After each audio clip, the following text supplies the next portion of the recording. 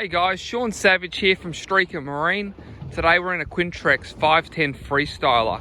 This is from their Apex range, and what that means is the bow is nice and wide. It generates a lot more width through the front of the boat, makes the boat really stable and really nice to drive when it's underway. This is the bow rider version. They make these in a side console and a bow rider.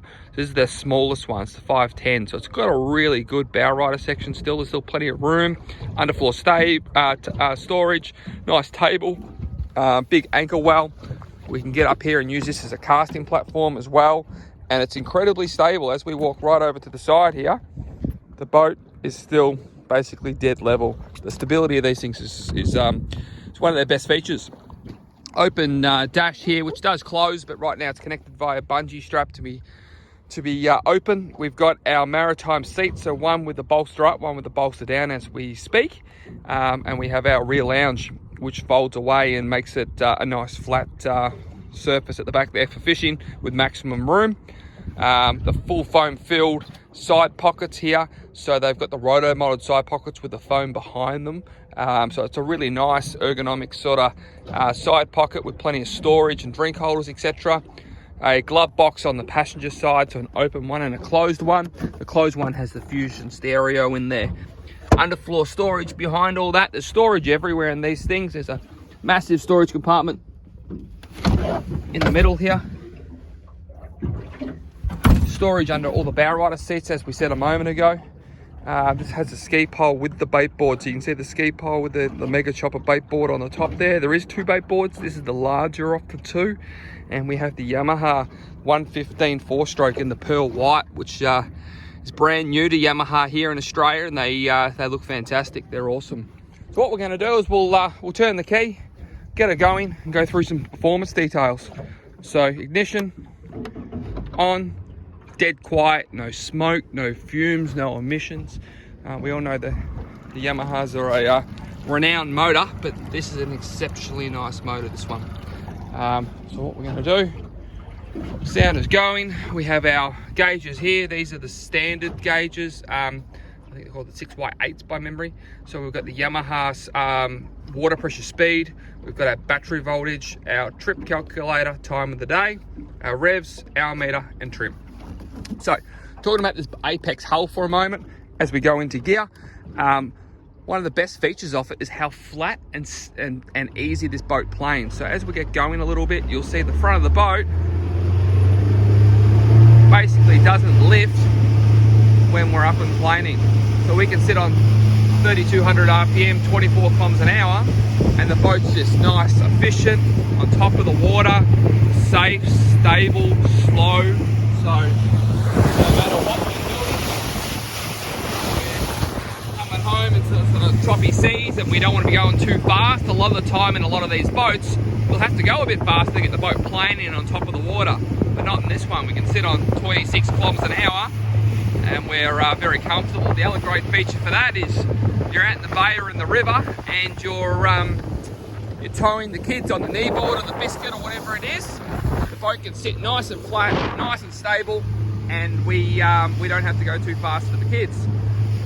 As we go to the next speed increment, I often find my revs will be similar to my trim in most instances, so sort of 3000 RPM. I should have somewhere around that 3 bars of trim, and this is our trim just here. Trim it up a little bit. What that does, it breaks the boat out of the water a little bit. It sits the boat on top of the water a little bit more, makes it a lot more efficient. It drives her on the wider surface of the hull. So as we go back in the hull, it gets more stable. So you can see as we're turning here, the boat's not leaning whatsoever. It's just sort of chipping along and the boat's sitting very, very nice as we go.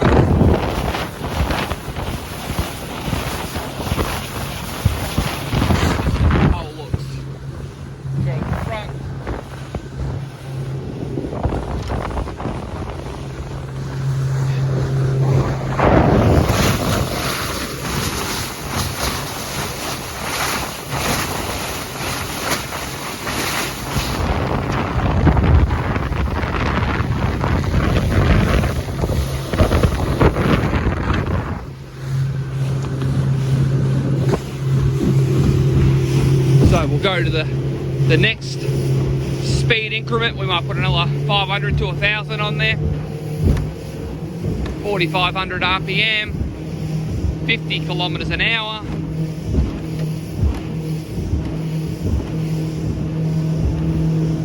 Stable, comfortable.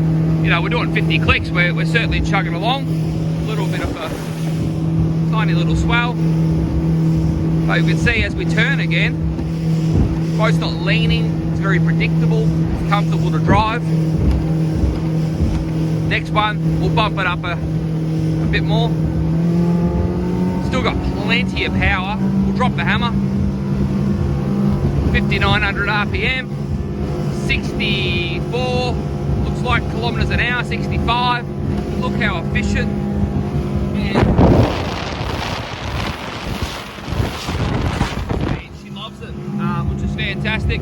Bring her back down, trim the motor down a little bit.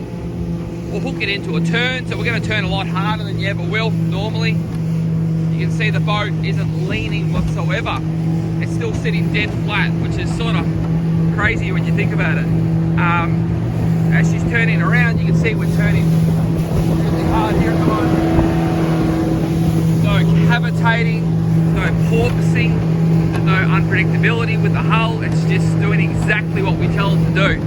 Straighten back up. More trim again, bring the speed back, sort of 35, 4,000 RPM in that ballpark. It's quiet, comfortable, smooth. They sort of do everything really, really good. There's nothing that the boat doesn't like doing. There's no sort of position in the boat where you think, oh geez, it didn't like that much. It sort of does everything that we ask it to do, which is great. We'll go back to the stability test again as we bring the throttle back nice and gently into neutral. Now this is a self-draining floor as well, so getting back to that water skiing for a moment, you've got a big ski tube, you throw it inside the boat, it's full of water. The water will drain out the back of the hull rather than holding into the bilge. So you can see, I'll put my feet under the side pockets here, lean over as hard as I can. Boat hasn't taken any more side like in the water there. Look to the front as I'm doing that. It's incredibly stable. So if you're looking for a great family platform that you can take the family out in the river one weekend, the bay the next, do a bit of fishing with the kids as well and the boys and stuff, and do a little bit of casting off that front section, bit of snapper fishing at the back with the big bait board. I think you'll find this boat sort of does it all. So if you have any questions or you want to know anything more about it, please let me know. It's Streaker Marine. You can contact us via our website or through the comments. Thanks for watching.